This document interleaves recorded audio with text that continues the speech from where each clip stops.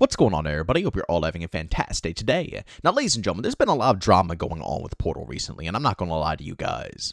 Some of the drama is definitely not bad drama. People are speaking the truth, and seriously, there needs to be some rearrangements with Portal as a whole, but there is a portion, a pretty decently big portion, because I see it all the time now, of complaints about one thing and one thing only when it comes down to Portal, and that is the fact that people can't slaughter bots anymore and progress through all of the challenges and complete all of the completionist medals based off of bots alone. And like I said, we have a decent amount to go ahead and discuss in today's video, ladies and gentlemen. But of course, before we go ahead and dive on deep, if you guys are interested in more content like this, don't forget to subscribe and hit that bell. I post twice here, once at 8 a.m. Eastern Time and also a second time at 5 p.m. Eastern Time. And also, if you guys are interested in my live streams, I do stream Monday through Saturday over on Twitch starting at 1 p.m. Eastern Time. Of course, if you guys are interested, go link that channel down in the description of this video. Alright, so ladies and gentlemen, before we actually go ahead and dive on deep into the topic of Portal, I actually got something extremely important to go ahead and showcase to you guys. I actually saw this from Battlefield Bulletin over on Twitter. He said, Battlefield Studios has internally fixed the IFV painted guided lock-on missile bug,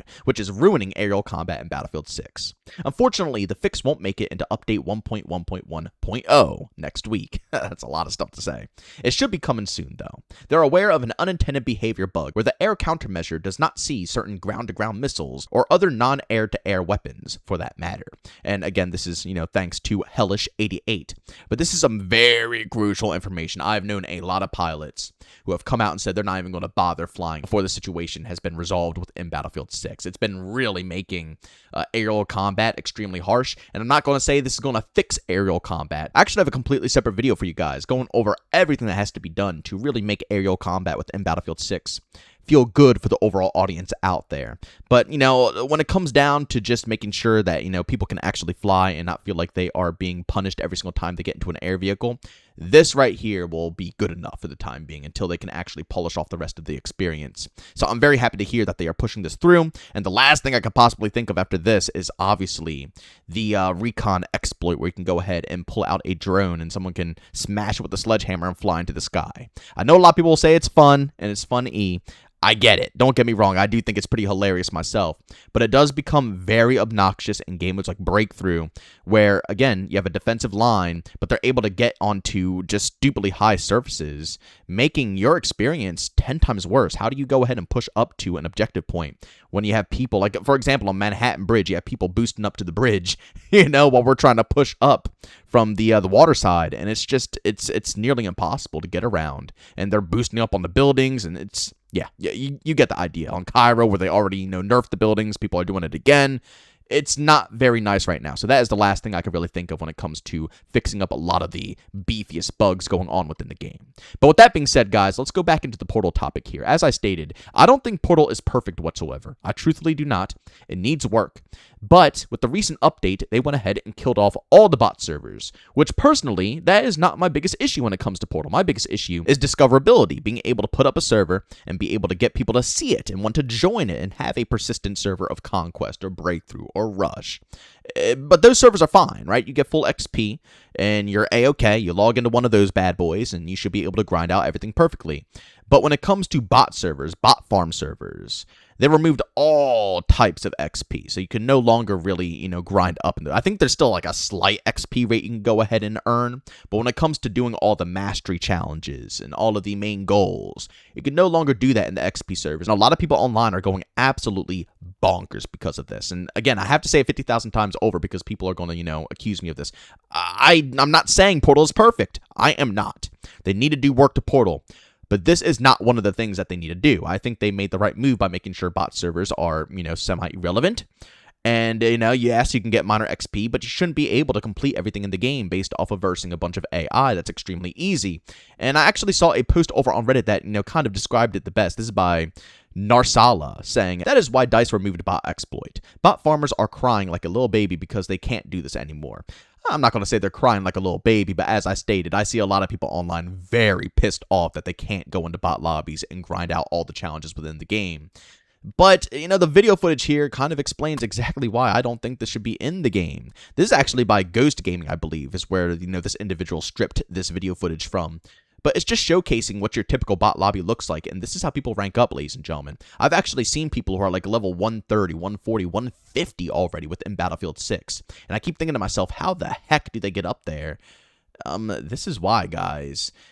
People can just go into the simplest of lobbies and get everything done. There's not a single challenge in this game that cannot be obtained by hopping into a bot server and getting it done this way. And I gotta be real with you guys, although I can see where some come from where they want to verse bots and not do this, right? They don't want to just do the XP servers. They just want to go into a match full of bots and just casually play. I can understand where some are coming from, but at the end of the day, it makes the grind factor and, you know, the earnable content pointless, if that makes any sense. You know what I'm saying? Like, a lot of the time when you see a character rocking a skin or you see them rocking anything like that, you know they put in a lot of work. It's not easy to do some of these challenges. They're very challenging, and when you see someone rocking it, you're like, holy crap, they put in work that actually did something really insane. You know what I'm saying?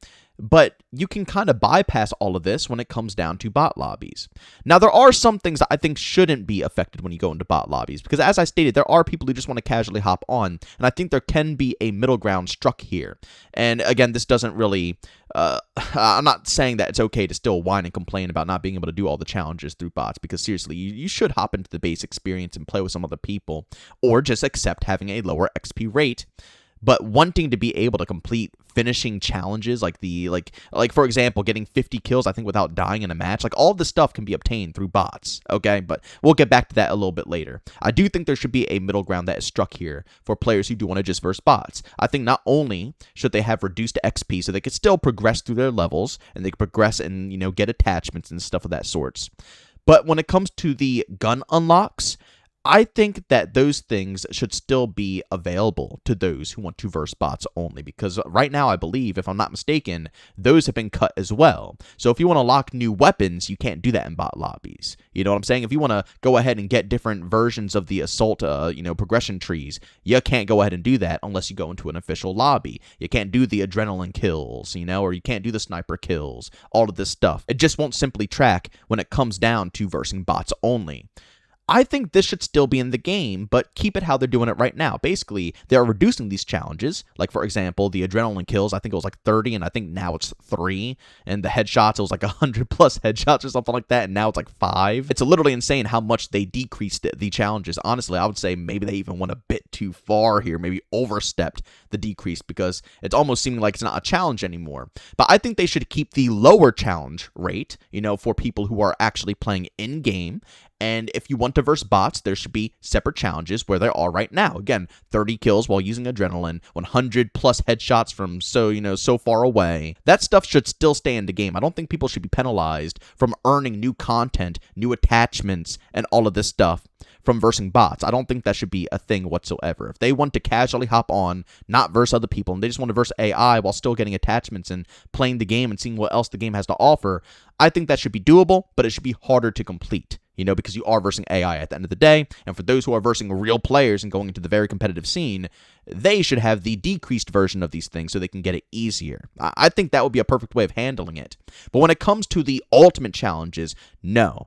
Not even in the slightest. You should never, ever, ever, ever, ever be able to complete some of these things. And again, this is where a lot of people are complaining and they're pissed off that, you know, you're not allowed to do this stuff when it comes to Portal now. You should not be able to, as I stated, get like the 50 kills and 0 death, you know, skin. That is a skin that is supposed to be there to show off to other players. If you're rocking that skin, you know, you're a menace. People see that and like, holy crap, this guy is an absolute killer, right? Like the flaming helmet from back in the day with Halo. Whenever you saw a flaming helmet, you're like, wow, okay, that's pretty cool. This guy's putting in some work. He's getting some stuff done. But imagine if that flaming helmet was able to be earned by just simply versing AI instead of actually having to go through and do it through multiplayer. I don't actually remember how you get that flaming helmet, to be honest with you guys. I was more into Gears of War over Halo, but the point still stands. A lot of the stuff that we saw back in the day as like, wow, that guy is crazy, it's not really there anymore. Like, let's use another example. Call of Duty, for example. Imagine seeing a prestige master, right, back in the day, or someone who's max prestige, but they're able to do that all versing AI. They can go into private matches, they can fill it up with bots, and they can verse bots all day, get the same amount of XP, the same amount of progression, then they hit max rank, and you see that there's no meaning. When you normally see that, you're like, wow, you know, they're pretty good, they're good at the game. But if that was the mentality, if you knew someone could do that, you no longer feel that. And that's how it kind of is right now within Battlefield. You see someone with like a 20 plus KD, you're like, ha, okay. You know what I'm saying? When they could realistically get that with a vehicle or something like that, if they're good vehicle players. But in all reality, nobody believes it because you can just go versus bots and rank up your KD to be extremely high. Or again, the 50 kills with 0 death, skin. Typically that would be a horrifying skin to see in a lobby. Who cares now? You could literally just go and verse a bunch of bots, camp it out, and get 50 kills and not die, and get that skin, versing AI. So when you see it in-game now, you don't feel anything because people can obtain that other ways. Or getting the Rendazook, you know what I'm saying? Or Rendazook. Is it Rendazook or Rendazook? I always used to say Rendazook. It just kind of rolled off the tongue better. But basically, for anybody that doesn't know what that is, it's basically, being in a jet, hopping out of the jet, and blasting, another aircraft, presumably another jet, with an RPG when you hop out.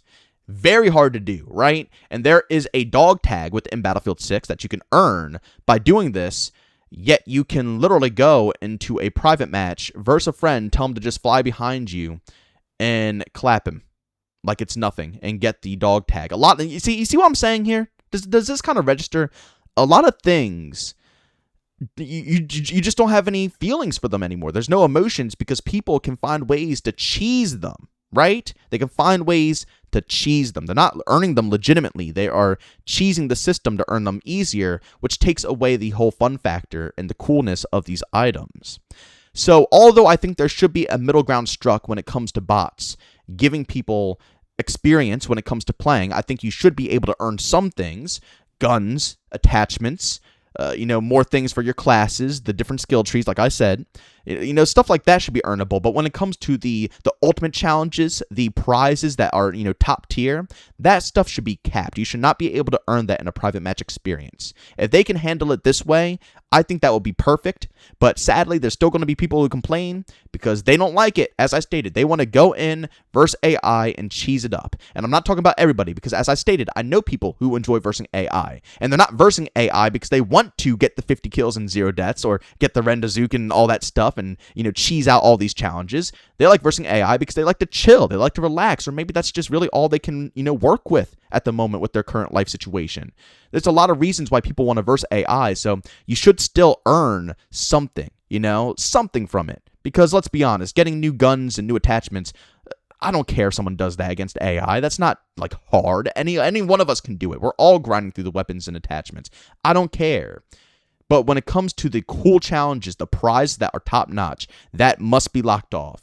And I don't think there's any argue or debate that can go against such a thing because seriously, as I stated, it takes away all the emotion and feeling of wanting to earn something like that within the overall experience. But ladies and gentlemen, as always, if you enjoyed today's video, leave a like. If you hate it, leave a dislike. Don't forget to subscribe and hit that bell. Post twice here. Once at 8 a.m. Eastern Time and the second time at 5 p.m. Eastern Time. And also, if you guys are interested in my live streams, I do stream Monday through Saturday over on Twitch starting at 1 p.m. Eastern Time. If you guys are interested, I'll link that channel down in the description of this video. But as always, thank you for tuning in, and I'll see you on the next one. Peace out.